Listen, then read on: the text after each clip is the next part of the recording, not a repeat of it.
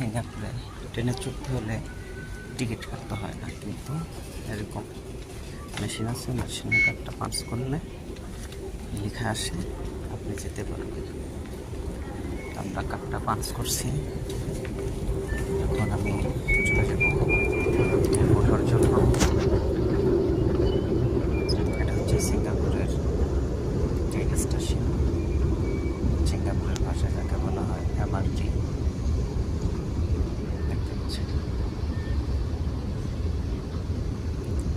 অনেক মানুষ দাঁড়ায় আছে ট্রেনের অপেক্ষায়। ইতিমধ্যে একটা ট্রেন চলে আসছে, আমি সেই ট্রেনটায় যেতে পারবো না, কারণ কোন দিকে যাবো আমার এখানে লেখা আছে।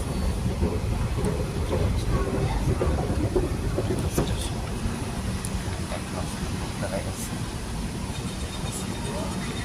এর জন্য আমি প্রথমে যাবো বোর্ডে লেখা আছে। আমি যাবো হচ্ছে কোথায় আমার সেই